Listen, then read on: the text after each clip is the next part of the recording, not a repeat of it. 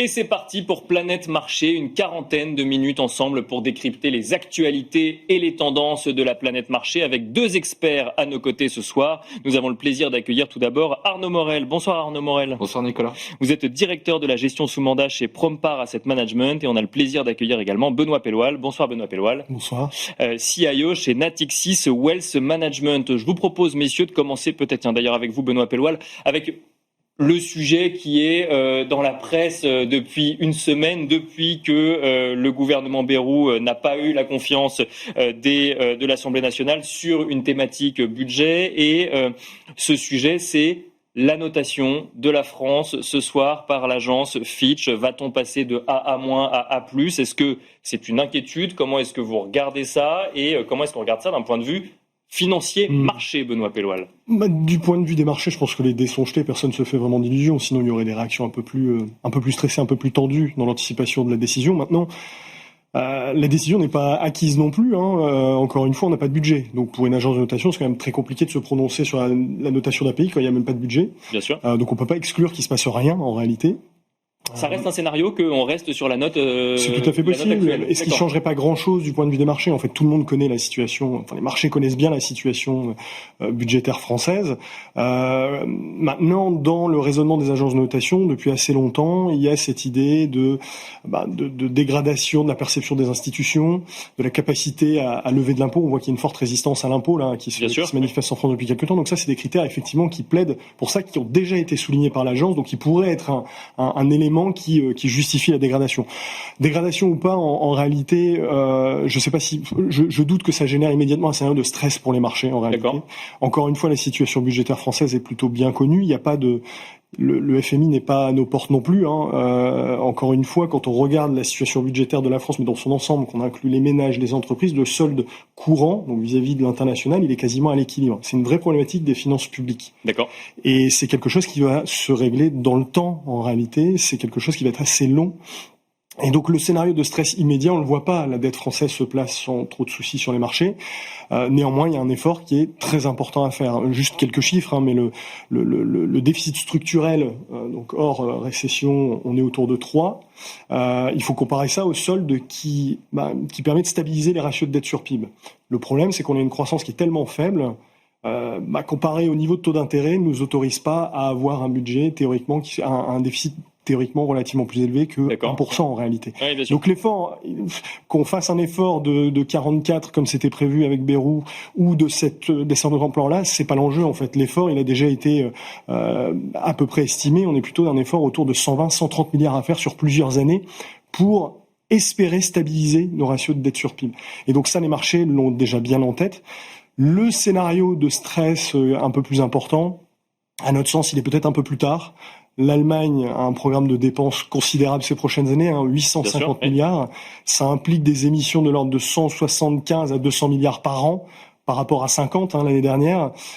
C'est là où le papier français peut être victime d'une concurrence sur les marchés pour se placer. Exactement. C'est plus ça qui pourrait générer un peu de stress pour les marchés, à mon avis, cet effet offre de papier sur le marché en même temps, que la situation budgétaire en elle-même, qui aujourd'hui est bien connue et dont on sait que la vraie problématique, c'est une problématique de croissance insuffisante qui va prendre probablement plusieurs années à être adressée. Arnaud Morel, deux questions en une. Donc si je comprends bien, cette notation Fitch, elle est plus symbolique et politique que financière à l'heure actuelle, puisque la situation française est connue. Mais si on met en regard la situation française avec la décision de la BCE de ne pas baisser ses taux hier, avec les prévisions de croissance de la BCE sur les pays de la zone euro, et donc la France qui semble plutôt pas faire partie des meilleurs élèves à l'heure actuelle quand même dans sa participation à la croissance européenne, comment est-ce que vous analysez cette situation ? Comme l'a dit Benoît, aujourd'hui, on a quand même une croissance qui a été revue en hausse sur la partie européenne par la Banque centrale, hier. Oui. Donc les points importants, c'est qu'on voit déjà que la consommation reprend. Déjà la France, ça c'est un point positif. La révision, on va arriver péniblement à des 0,6% de croissance économique cette année, mais on va y arriver. L'année prochaine, on sera aux alentours de 0,7%. Donc ça, c'est des points positifs. L'épargne, on voit aussi qu'elle stagne. Ça ne repart pas, les niveaux d'épargne, c'est-à-dire que psychologiquement, le Français stoppe, on va dire, sa capacité d'épargne. C'est ce qu'on voit sur les 2-3 derniers mois. C'est comme des éléments aujourd'hui qui sont positifs. Donc, aujourd'hui, la notation, c'est bien connu par tous les marchés. Ça peut mettre un coup de stress, notamment sur certaines valeurs, on va dire, un peu longues en duration, sur la marché action. Ça, Bien c'est sûr, un point à surveiller. Et on l'a bien vu au moment où il y a eu l'annonce de Bayrou, quelques stocks qui ont été bien attaqués, mais bien identifiés. Donc, c'est bien un problème qui devient spécifique, moins systémique, on va dire, dans la partie française en termes de stock picking. Donc, ça, c'est les points importants. L'élément important aussi, c'est que la France, c'est l'expert quand même européen sur les émissions obligataires. Donc, c'est un marché qui est quand même bien liquide, avec des durées de maturité bien diversifiées, une densité, on va dire, sur la partie duration, ce qui permet aujourd'hui de ne pas avoir trop de risques si demain on avait des taux qui devaient s'envoler sur la partie française. Donc, on va dire que c'est une dette qui est bien gérée par la France. Donc ça, c'est quand même un point positif. Et alors, je réagis là-dessus. Une dette bien gérée, mais avec une prime de risque supplémentaire, est-ce que c'est une opportunité pour les investisseurs ? Aujourd'hui, en tout cas, clairement, sur l'émission de la semaine dernière, sur du 10 ans français, ça a été sursouscrit. Donc, c'est identifié qu'aujourd'hui, quand vous êtes dans des banques centrales, que ce soit aux États-Unis ou en Europe, qui sont sur des baisses de politique monétaire, on est sur potentiellement une baisse de la croissance économique mondiale. La conclusion, c'est que vous avez normalement des rendements obligataires qui vont baisser. Donc, il semble aujourd'hui quand même opportuniste, en tout cas pour les investisseurs. D'aller les chercher. La situation finalement sur les obligations françaises, peut-être opportun, mais en tout cas, c'est comme ça que c'est dessiné sur les dernières enchères françaises, clairement. Christine Lagarde qui prenait la parole hier à l'issue de sa réunion de politique monétaire, pas de grande surprise, mais surtout pas de baisse de taux. François Villeroy de Galhau qui ce matin dit attention, c'est pas parce qu'il n'y en a pas eu qu'il faut se dire qu'il n'y en aura plus du tout. Comment est-ce que vous l'analysez, vous, Arnaud Morel, sur vos scénarios d'investissement d'ici la fin de l'année ? Qu'il est urgent d'attendre. D'accord. Ce qu'on disait en amont de l'émission, c'est que vous avez aujourd'hui 3 baisses de taux qui sont anticipées par la Banque centrale américaine. Vous avez un euro qui s'est apprécié face au dollar de 13%. Vous voyez que dans certaines valeurs, c'est ce qui est annoncé sur les publications semestrielles, que l'impact aujourd'hui de la hausse de l'euro et de l'affaiblissement du dollar, il n'est pas neutre. On voit des sociétés sur Schneider, ils ont révisé de pratiquement 3% leur bénéfice par action, rien que sur la devise. De facto, aujourd'hui, ce qui était un avantage concurrentiel avec la dévaluation de l'euro sur les 2 dernières années, aujourd'hui peut devenir un obstacle. De facto, ils doivent attendre et se positionner en fonction de ce que fera M. Powell dans les prochaines semaines et d'être attentifs à l'évolution du marché de l'emploi et de l'économie américaine. Parce que si on bouge les taux aux États-Unis la semaine prochaine, ce sera que sur la partie emploi et non inflation. On l'a bien vu sur les chiffres d'inflation qui sont ressortis. On ressort à 2,9, mais on ressort toujours avec une inflation qui reprend une pente haussière sur les 2 derniers mois. Donc c'est le point important. Donc il était très important de ne pas bouger. En plus, ne pas bouger, pourquoi ? En attendant d'aller voir ce que potentiellement pourrait faire la Fed ? Exactement, pour voir un petit peu si on ne va pas avoir une dépréciation encore plus importante du dollar versus euro. Clairement, en tout cas, c'est ma vision en qualité d'allocataire d'actifs et de stock picker. Aujourd'hui, l'observation que j'en fais. Benoît Pelloual, alors on entend des analystes ou des économistes dire attention quand même, quand les banques centrales commencent à prendre des stratégies différentes, c'est jamais bon signe sur la santé de l'économie mondiale. Ce que nous dit Arnaud Morel, c'est peut-être que là, vu que tout le monde s'attend à ce que la Fed baisse ses taux, c'était pas mal aussi de voir que la BCE attende pour se positionner ensuite. Quelle est votre analyse sur justement ces stratégies différentes aujourd'hui, que ce soit du côté européen ou du côté américain ? Évidemment, tout le monde, les marchés auront les yeux plutôt tournés vers la Fed et ce qui va se passer avec l'économie américaine, parce qu'en fait, c'est la Fed et l'économie américaine qui font figure d'anomalie. En fait, partout dans le monde, on a ajusté les politiques monétaires. Si on regarde ce qu'a fait la BCE, le discours de Christine Lagarde est parfaitement logique. En fait, le job est réalisé, c'est-à-dire que on a remonté les taux, l'économie a freiné significativement. Certains pays sont même brièvement passés en récession. On a retour à la maîtrise de l'inflation sur l'objectif. Elle a un mandat, c'est l'inflation. C'est le mandat, exactement. Et en plus, on voit bien le taux de la BCE, c'est ce qui fait la grosse différence avec la Fed et qui montre qu'effectivement, on a bien resserré la politique monétaire et qu'on a réalisé un atterrissage de l'économie. C'est que les taux de la BCE en réel sont passés assez significativement au-dessus du rythme de la croissance. Bien sûr. Et donc l'économie a atterri. On a un profil, j'ai envie de dire, à peu près normal. Et donc là, maintenant, il faut attendre de voir s'il y a un début de reprise ou pas de la croissance, éventuellement de revenir en soutien si c'est nécessaire. Parce que effectivement, c'est pas forcément acquis parce qu'il y a pas mal de risques sur l'économie européenne. Déjà en interne, effectivement, un contexte politique en France, mais aussi ailleurs, qui génère des comportements d'épargne où on met beaucoup d'épargne de côté. C'est un sujet qui dynamise pas forcément la croissance. On a un taux d'emploi, enfin un taux de chômage qui est quasiment à plus bas, donc ce qui montre que l'atterrissage a été réalisé, donc ça c'est plutôt de nature à stimuler la consommation, mais en face, on va avoir l'impact sur le commerce mondial des barrières douanières de l'administration Trump, et on a aussi effectivement le paramètre de l'euro qui s'est significativement apprécié par rapport au dollar et qui de nature à justement faire baisser, à peser sur le rythme de l'inflation. Oui, bien sûr. Nous on n'exclut pas qu'un peu plus tard dans l'année, on ait une nouvelle baisse de taux de la part de la BCE, de façon à essayer d'accompagner un peu ce mouvement de reprise, de début de reprise un peu timide. On a des vents contraires par rapport à ça, donc il y a peut-être probablement matière à justement soutenir un peu le cycle, mais maintenant effectivement tous les yeux vont se tourner justement vers la Réserve fédérale américaine. Et avec en Europe aussi une concurrence chinoise de plus en plus importante aussi, ou l'arrivée de produits chinois qui viennent concurrencer aussi la production européenne, ce qui rajoute au scénario que vous décrivez. Effectivement, ça y rajoute, mais le paramètre de l'euro est quand même très très important. Vraiment, ça c'est un élément considérable qui peut amener ce qu'on appelle un undershooting de l'inflation, faire passer l'inflation sous l'objectif, si d'autant plus qu'on maintient une épargne aussi importante, c'est clairement pas un scénario à exclure. Si je vous suis, Benoît Pelloual, la question d'une baisse de taux la semaine prochaine, ça n'est pas que effectivement un sujet politique entre une pression du gouvernement américain sur la Banque centrale américaine, c'est aussi une nécessité pour l'économie américaine aujourd'hui. Oui, quand on essaye de s'extraire des problématiques politiques d'indépendance de la Fed qui sont bien réelles, mais qui probablement pèseront sur les décisions dans les prochains mois. Mais là, en l'occurrence, effectivement, quand on regarde le marché du travail, il y a matière à baisser les taux. Il faut ajuster la politique monétaire aux États-Unis. C'est peut-être même déjà trop tard quand on regarde l'ampleur des révisions et la photo qu'on a aujourd'hui du marché du travail aux États-Unis. Si on prend en compte les révisions qui ont été réalisées, rien que sur cette année, l'économie américaine n'a pas créé plus d'1 million d'emplois, mais moins de 600 000. C'est pas du tout la même photo. Et ce qui est problématique, c'est le rythme de ces créations d'emplois. Quand on regarde le rythme actuel, en moyenne 3 mois, on est sur un rythme qu'on voit typiquement en cas de ralentissement assez important, voire même d'entrée en récession. Donc ça, c'est effectivement un sujet très important. Ça fait partie du mandat de la Fed. Et donc, ce marché du travail, effectivement, ça se voit pas trop dans le taux de chômage parce qu'il y a tout un tas de paramètres démographiques qui entrent en ligne de compte. Mais quand on regarde les relations historiques entre les soft data et ces créations d'emplois, le taux de chômage, il devrait pas être à 4,3, mais plutôt autour de 5 aux États-Unis. Donc il y a matière, vu du marché du travail, à ajuster la politique monétaire. Est-ce qu'on peut faire beaucoup plus que 25 points de base et faire un pré-commitment sur la suite? C'est difficile parce qu'il y a la problématique de l'inflation. Et on a une inflation qui n'autorise pas véritablement à baisser les taux. Encore une fois, les chiffres de l'inflation sont tombés tout récemment. On est au-dessus de l'objectif. Qu'on prenne en 3 mois, 6 mois annualisés, 12 mois, on est au-dessus de l'objectif. Et la tendance est à la réaccélération. Quand on regarde l'inflation fondamentale, les services cœurs aux États-Unis, ils sont encore trop élevés, au-dessus des moyennes historiques. Quand on regarde ça par rapport au coût du travail, la dynamique des salaires, elle n'est pas du tout compatible avec une inflation à son objectif, mais plutôt autour de 3. On n'a pas encore regagné la maîtrise de l'inflation aux États-Unis parce qu'on n'a pas subi un ralentissement suffisant de l'économie. Et ça, c'est quelque chose qui peut empêcher la Fed de délivrer plus et de délivrer en tout cas, là où les marchés peuvent être déçus, c'est qu'ils attendent beaucoup grâce à ces chiffres de l'emploi, mais l'inflation n'autorise pas beaucoup plus.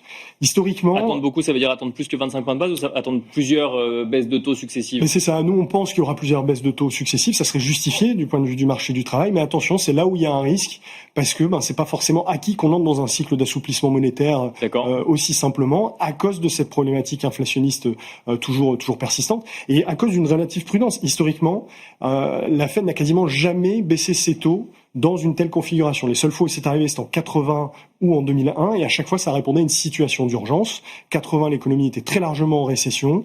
2001, les marchés actions avaient significativement chuté. C'était le début de l'éclatement de la bulle TMT. Et en 80, notamment, ça a été une erreur. Derrière, l'inflation est revenue très, très rapidement. Donc, on n'est pas du tout dans cette configuration-là. Donc, c'est à garder en tête. C'est pas acquis qu'on ait un assouplissement aussi ample de la part de la Réserve fédérale du fait de l'inflation. Arnaud Morel, assouplissement monétaire de la Fed dans un contexte où les marchés actions aux États-Unis sont au plus haut. On va de record en record. Quel est votre scénario? Je pense que le 25 points de base pour la semaine prochaine, il est acquis. Il est acquis. Oui.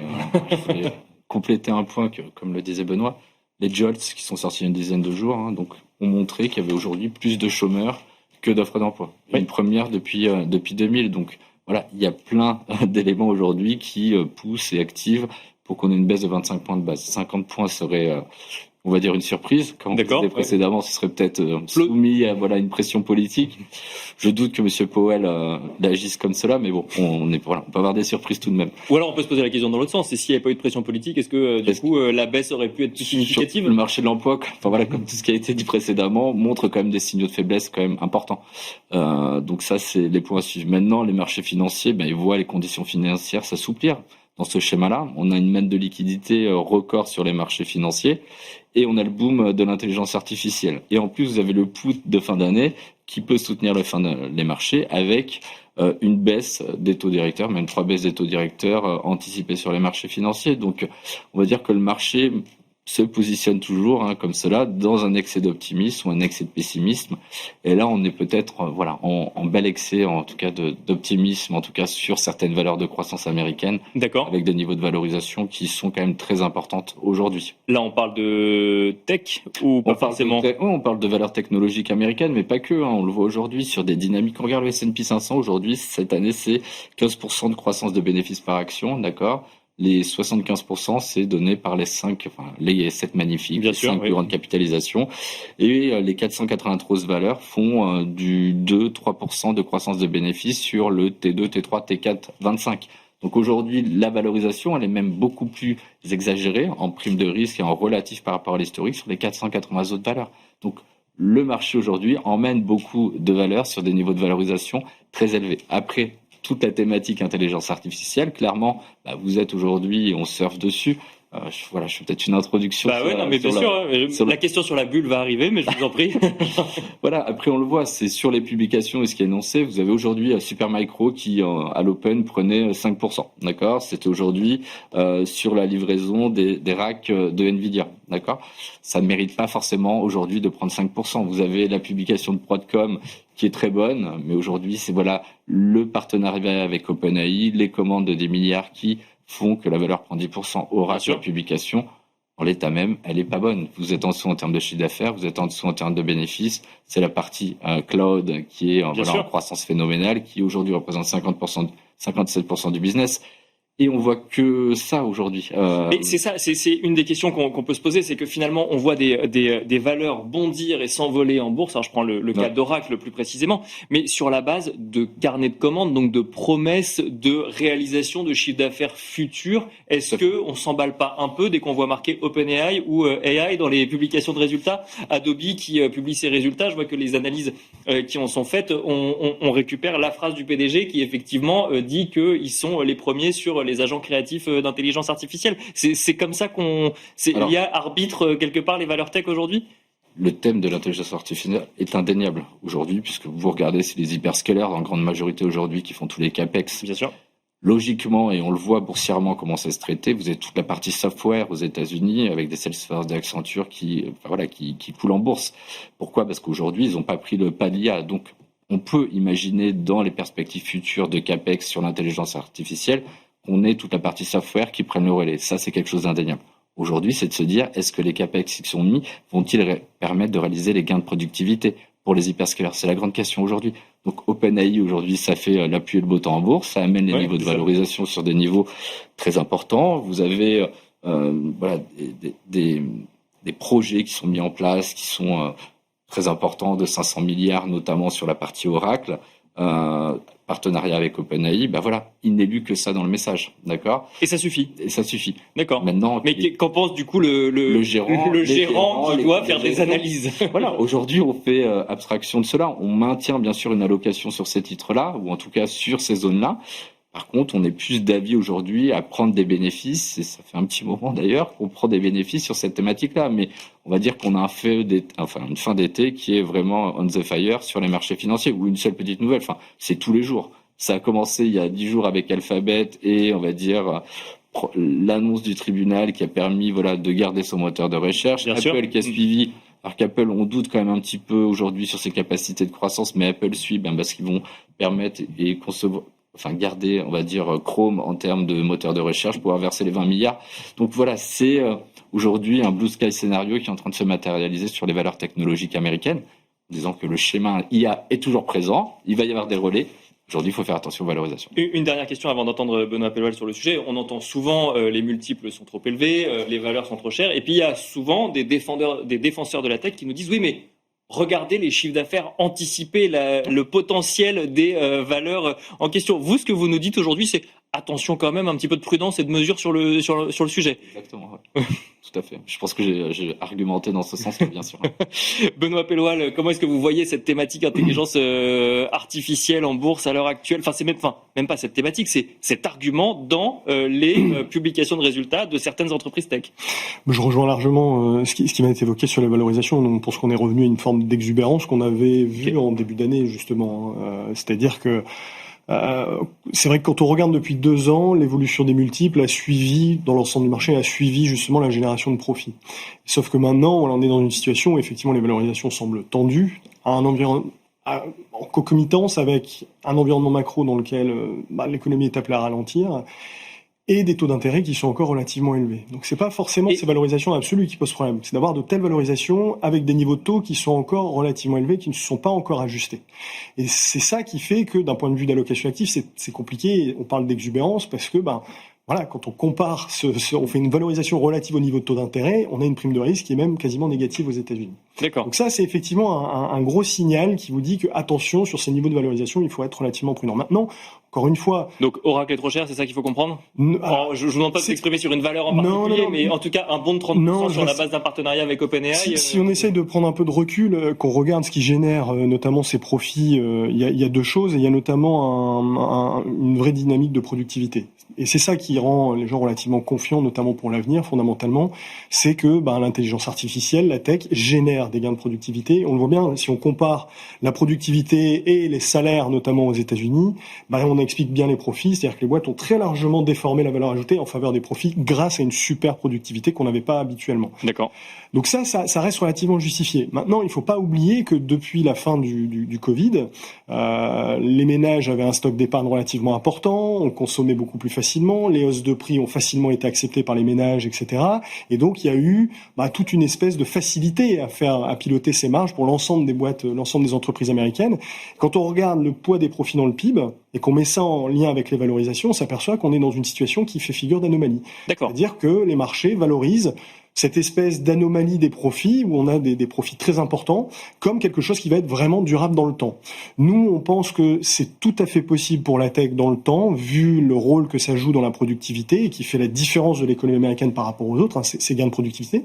Néanmoins, aujourd'hui, on peut se poser la question, dans cette configuration de ralentissement de l'économie, s'il va pas y avoir une phase de retour à la réalité où justement on va effectivement peut-être un peu édulcorer ces perspectives. On voit que dans les flux notamment qui concernent la tech, dans le venture capital, etc., les flux commencent à être beaucoup moins importants. D'accord. Donc ces investissements mirobolants extrêmement importants sur lesquels tout le monde se félicite, c'est probablement vrai, mais il y a peut-être effectivement un petit peu d'excès d'enthousiasme autour de tout ça. C'est plus un risque de déception qui amènerait une forme de correction à notre sens qui est à redouter sur ce type de valeur.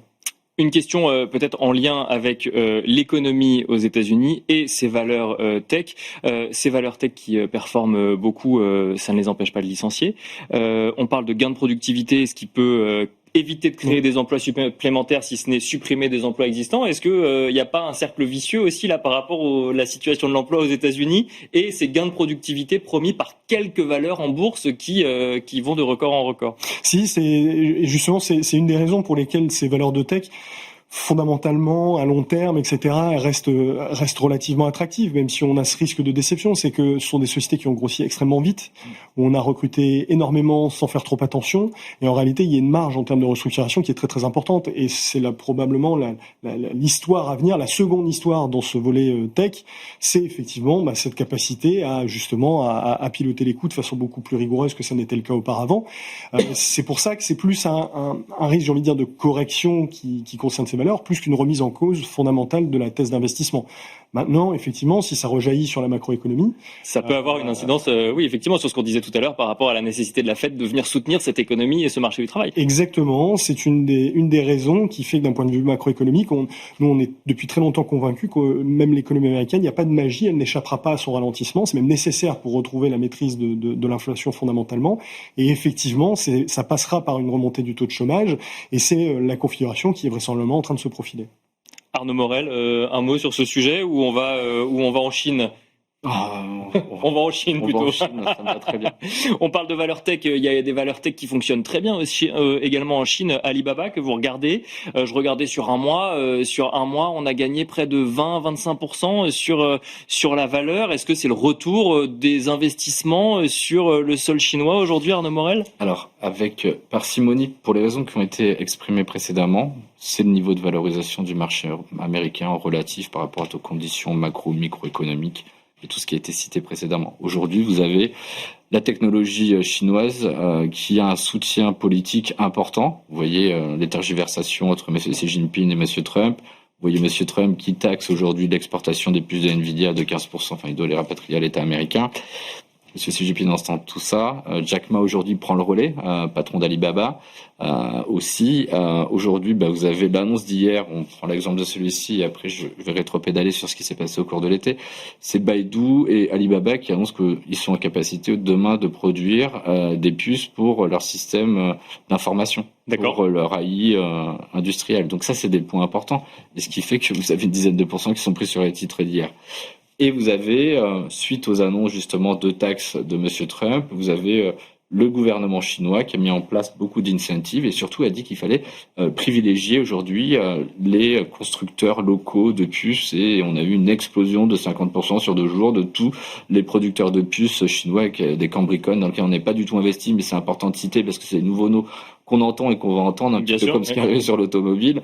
Donc c'est important à savoir. Donc du coup, on a fait le choix de diversifier notre allocation technologique US versus Chine. D'accord. Ça, c'est un point important dans les portefeuilles. Parce que la Chine peut devenir un concurrent sérieux sur le sujet tech et un concurrent autonome. Autonome et surtout un gros demandeur qui a énormément aujourd'hui de parts de marché chez des sociétés comme Nvidia, comme Broadcom ou chez Intel. Donc aujourd'hui, c'est où est-ce qu'on en est dans la maturité des produits? Est-ce qu'on a besoin de puces de puissance très très importante pour construire un système d'intelligence artificielle? Ça a été démontré, alors je mets toujours des guillemets, par DeepSeek en début d'année, oui. Qui a réussi à monter, il faut faire très attention à ce qu'il dit, mais en un an a réussi à monter un système d'information très performant. Donc c'est un peu ça aujourd'hui. Donc on regarde tous ces titres-là, on aime bien aujourd'hui Alibaba. Alibaba est un conglomérat. En général, on n'aime pas trop ça en bourse. Ça nous va très bien dans les pays émergents ou dans les pays avec une petite instabilité politique, parce que vous avez divers métiers qui sont en capacité de rattraper. Vous avez l'e-commerce,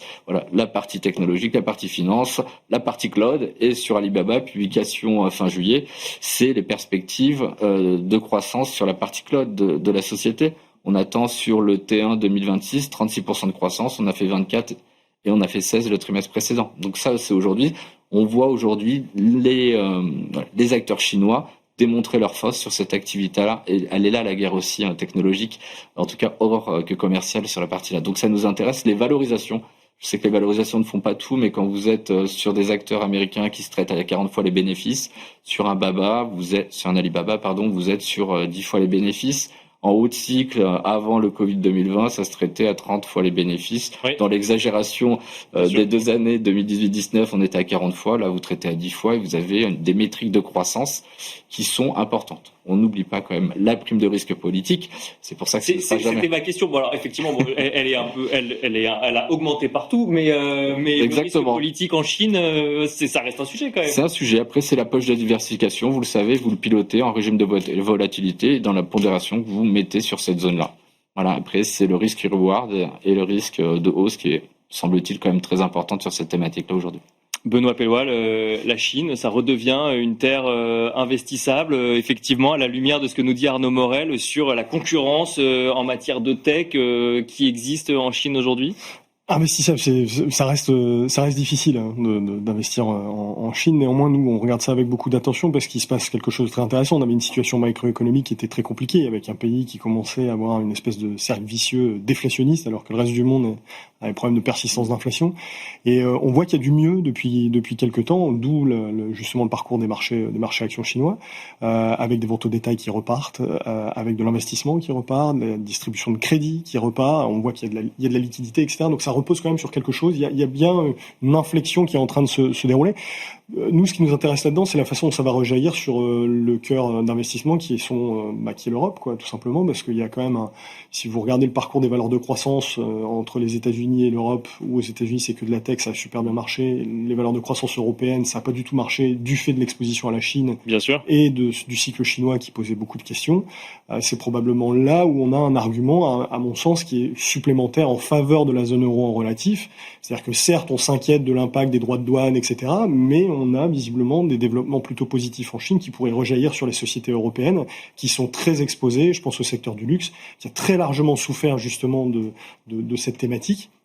On a probablement quelque chose à jouer et qui apporte un argument supplémentaire à la thèse d'investissement de l'Europe en relatif, notamment aux États-Unis. Je réagis sur ce que vous dites, alors pas spécifiquement sur la Chine, mais sur l'impact des droits de douane.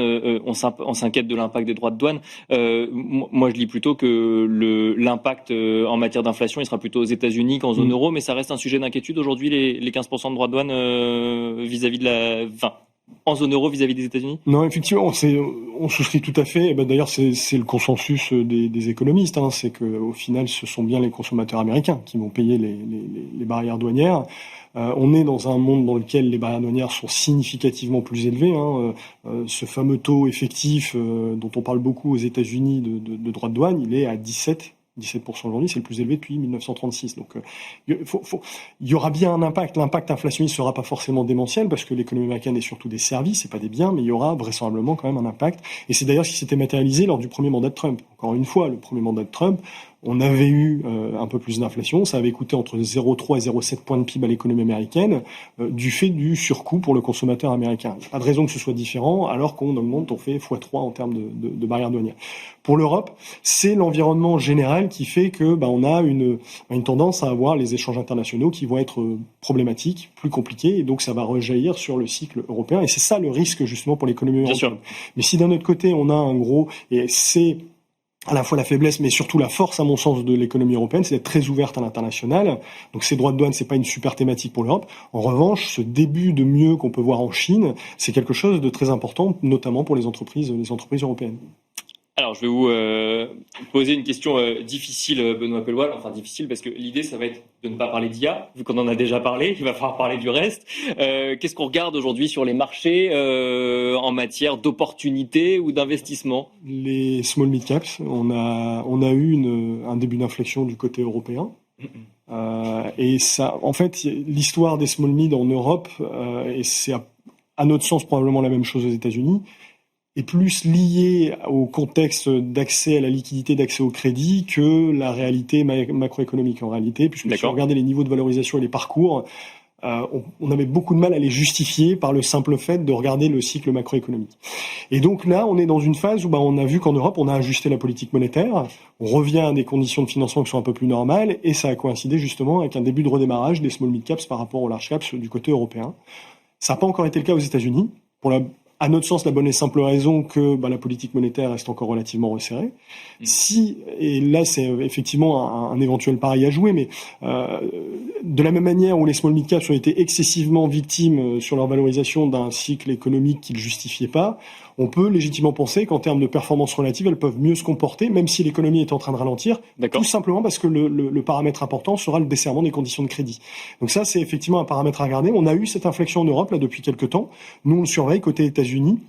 Est-ce qu'on n'a pas un redémarrage des small mid caps aux États-Unis qui est en train de se préparer? En tout cas, c'est quelque chose qu'on va regarder dans cette stratégie de rechercher des primes de risque en relatif. Mais qu'on voit pas du tout à l'heure actuelle. Pour l'instant, non, on le voit en Europe. Aux États-Unis, ça n'a pas encore été le cas. L'entrée dans un desserrement de la politique monétaire, une fois qu'on aura véritablement la possibilité de pouvoir baisser les taux aux États-Unis, pourrait justement donner cette corde de rappel aux valorisations pour les small mid caps américaines. Small et mid caps américaines, est-ce que en Europe on regarde les valeurs du luxe par exemple, vous disiez avec le retour enfin peut-être que Arnaud Morel en parlera, mais qu'est-ce que vous regardez d'autre que... Je pense qu'Arnaud en parlera mieux que moi, mais effectivement oui, c'est un des thèmes. Ces sociétés ont considérablement souffert de l'environnement international, et c'est pas la géopolitique, en tout cas c'est cette thématique des barrières douanières. On a passé le pic d'incertitude, même si c'est clairement pas, on a clairement pas le vent dans le dos grâce à cette thématique, mais on a passé le pic d'incertitude et on a du mieux du côté de la Chine, auquel sont très exposées ces valeurs. Donc ouais, effectivement, le secteur du luxe, de façon plus générale, les valeurs de croissance européennes, etc., plutôt internationales, c'est quelque chose qui nous semble assez pertinent de nouveau à regarder de notre côté. Ouais.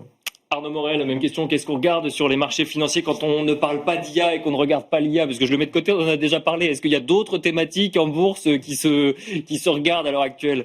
Je valide les small caps, en tout cas européennes, clairement aujourd'hui. Ce qui avait coupé un petit peu l'herbe sous le pied des small caps, c'était l'inflation et surtout la remontée des taux directeurs. Donc là, on voit que les premiers ressentis de la baisse des taux et une croissance qui se tient pas trop mal en zone euro permet aux small caps aujourd'hui de reprendre des couleurs en bourse. Clairement, des niveaux de valorisation qui sont toujours décotés en relatif par rapport aux grandes caps, toujours décotés en relatif également par la moyenne historique des 10 dernières années. D'accord. Et en plus, on pourrait dire, alors c'est un argument qui se prend au pan, difficilement vérifiable encore, mais en tout cas c'est un argument supplémentaire, elle semble quand même un peu immune des taxes douanières. Enfin clairement, c'est des sociétés qui font leur chiffre d'affaires en zone euro, clairement. Oui. Donc, c'est quand même un point positif.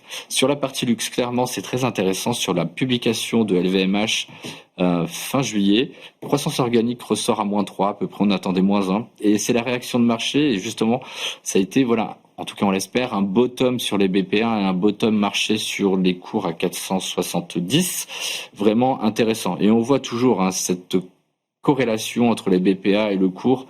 Et aujourd'hui, c'est la réaction du marché qui a été faite, et par tout ce qui a été très bien dit par Benoît sur toutes les forces de soutien en Chine. Bien sûr. C'est comment ça se passe en bourse. Le CSI 300, c'est pratiquement 10% de hausse sur le mois d'août.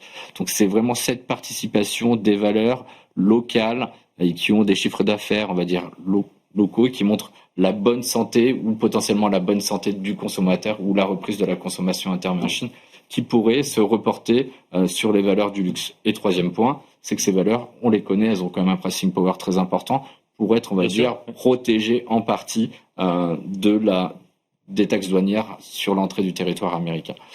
Le point aussi qui est à surveiller, c'est on dit souvent que le marché américain est très concentré. C'est vrai, la perf des 5 premières valeurs, c'est 70% de la performance. En Europe, Stoxx 600 prend le même analyse. Il vous en avait 10. C'est un marché plus éclaté en termes de pondération.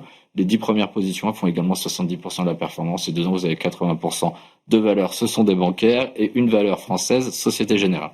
Ce qu'on pense aujourd'hui et ce qu'on espère par rapport à tout ce qui est dit avec une macro qui se tient, un soutien de la politique monétaire, c'est d'aller chercher aussi sur les grandes capitalisations à Schneider, qui a souffert, on va dire, de la dévaluation du dollar, puisque 40% de son business est fait là-bas.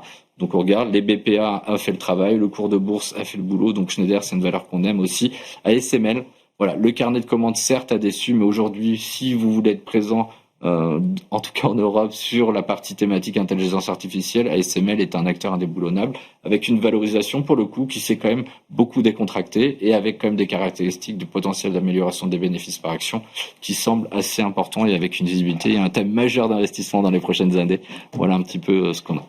Il nous reste un tout petit peu de temps, Benoît Pelloual. J'ose une dernière question. Je rebondis sur ASML mentionné par Arnaud Morel. On a vu cette semaine donc Mistral AI, première décacorne française, plus de 10 milliards de dollars de valorisation en lien avec un investissement réalisé par ASML. Ce qui est intéressant là-dedans, c'est qu'on parle d'une start-up française qui a été courtisée par des géants américains et qui finalement a réussi à trouver des financements en Europe. Est-ce que ça ouvre la porte à cette idée, ce rêve un peu d'aller chercher des financements européens pour faire émerger des géants du numérique? On aimerait que ce soit le cas. Malheureusement, Mistral, c'est un peu l'arbre qui cache la forêt et je pense pas que ce soit généralisable au reste de l'Europe, mais effectivement, on aimerait avoir plus d'histoires de ce type.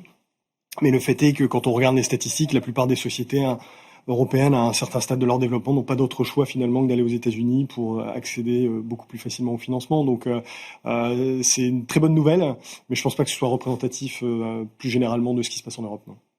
Bon, en tout cas, on peut se féliciter de cette nouvelle, effectivement. Merci à tous les deux. Merci Benoît Pelloual, CIO chez Natixis Wealth Management. Merci également Arnaud Morel, directeur de la gestion sous mandat chez Prompar Asset Management. Merci à vous également de nous avoir suivis. Et on se retrouve tout de suite dans Marché à thème.